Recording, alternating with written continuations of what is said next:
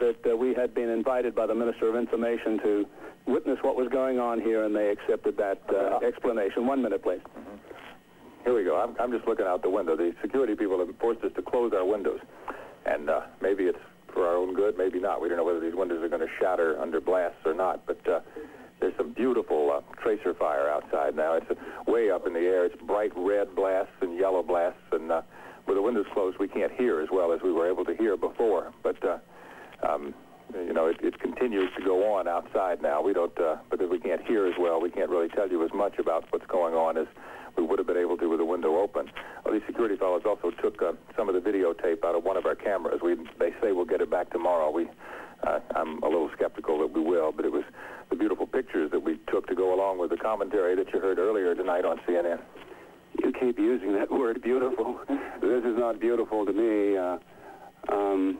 Peter, you were being modest when you told viewers, you explained that you had the permission of the Interior, the Information Ministry. Ladies and gentlemen, you should have heard this masterful performance. I was in the other room on the floor under the table, and this Peter Arnett man said to the security guy, I spent 10 years in Vietnam. The bombs outside, they don't bother me. If I go down in the shelter, I go crazy. It was quite a performance, and he conned them. That's right. All right, Bertie and Peter and John, we'll be back to you. Thanks for that report. We're going now to Charles Jaco, who has been reporting to us from Dhahran, Saudi Arabia. Charles? Yes, another false alarm, apparently. The air raid sirens went off here. We were led to believe it was some sort of air raid alert, either a missile alert or an air raid attack. We've stayed out here, losing phone lines, getting them back. What we can see is behind us, I don't know if you can see them, the lights of the city are on. It's rather unusual for a city that might be thought to be under attack, but the city is still brightly lit around the air bases here. There's no sign that the city is hunkered down or blacked out at all. Air raid sirens did sound. They sounded for a couple of minutes, then went off. Then the alarms here at the hotel went off, telling everyone to don their gas masks. All of us carry these now, and to get downstairs. Again, that it was apparently a false alarm. What we know, again, we can repeat, we heard earlier from Saudi military sources, which is that the first one was a false alarm. Apparently this one was a false alarm. It was a national air raid alert. The last we heard from the Saudi military, and we say Saudi military because no information has been forthcoming here from U.S. military sources, is that the airstrikes against Iraq by Allied air forces, primarily the U.S. Air Force, have been massive, and they kept emphasizing that word, massive, and that they have detected no retaliation, either missile or jet, against Saudi Arabia from that.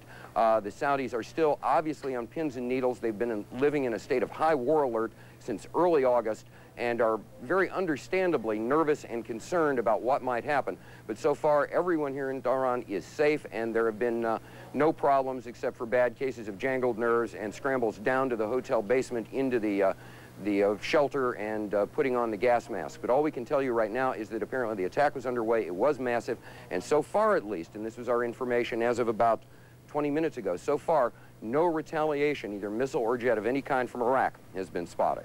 Charles Jaco, CNN, reporting live from Saudi Arabia. All right, Charles, we'll switch just a few miles away and go to Riyadh, I believe, and Don Sweeney. We're expecting a report from him. Come in. The military personnel in Saudi Arabia have just learned officially from their commander that they are in fact involved in Operation Desert Storm. A communique from General Norman Schwarzkopf issued just a few moments ago. Part of it says to the members of the military, you are a member of the most powerful force of our country in coalition with our allies that has ever assembled in a single theater to face such an aggressor. Now you have trained hard for this battle, and you are ready. He goes on to say a bit later, our cause is just. Now you must be the thunder and lightning of Desert Storm. May God be with you, your loved ones at home, and our country. It's signed H. Norman Schwarzkopf, the commander of the forces in Saudi Arabia. This is John Sweeney, CNN, in Riyadh. All right, John, any extraneous noises outside where you are? Is everything fine? We had one air raid warning about an hour and a half ago. We have not heard anything since then.